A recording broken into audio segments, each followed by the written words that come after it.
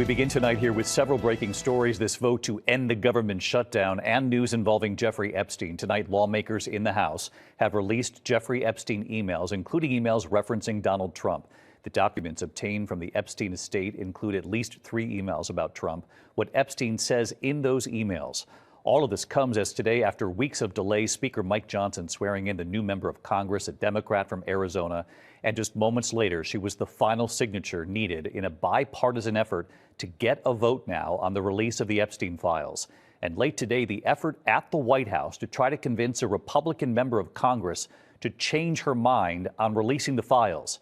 Mary Bruce leading us off at the White House tonight. Tonight, in newly released emails, sex offender Jeffrey Epstein repeatedly discussing Donald Trump, shedding new light on their long friendship, and seeming to suggest Trump had information he never shared.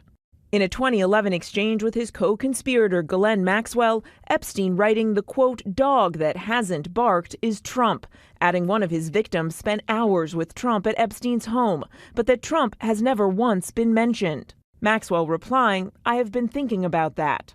The emails obtained from the Epstein estate were released by Democrats on the House Oversight Committee. Tonight, House Republicans and the White House say the victim mentioned was Virginia Giuffre, who once worked at Trump's spa at Mar-a-Lago. She had said she never saw Trump do anything inappropriate. She died by suicide earlier this year. Trump and Epstein were friends for more than a decade.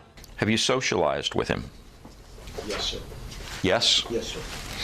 Have you ever socialized with Donald Trump in the presence of females under the age of 18?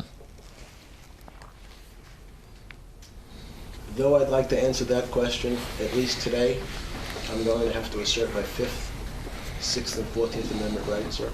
Trump insists he broke off the friendship when he learned Epstein and Maxwell were luring away women and teenage girls who worked at Mar-a-Lago. Stole people that worked for me.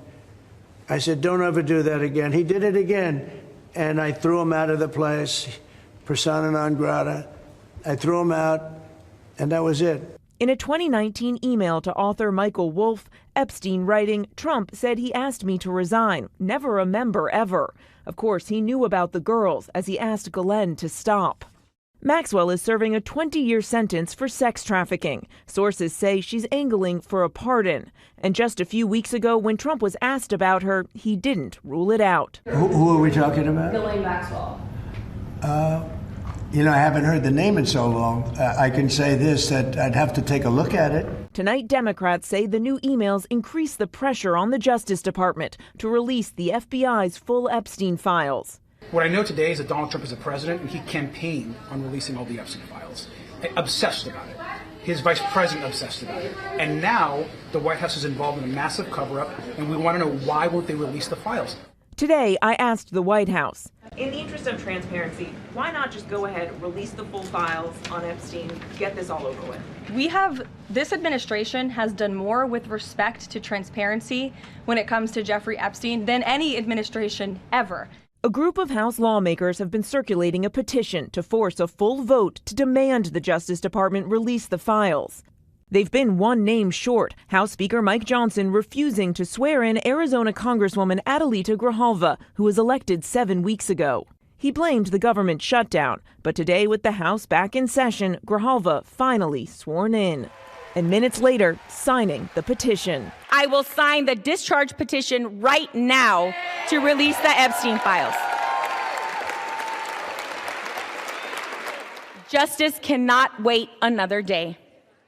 And David, in another twist, the White House is trying to pressure Republicans to switch their vote on that petition. Today, summoning Congresswoman Lauren Boebert here to the White House to the Situation Room, where the Attorney General and the FBI director tried to convince her not to do it. But tonight, she's still signed on to try and force the release of these files. David. All right, Mary Bruce at the White House. Mary, thank you.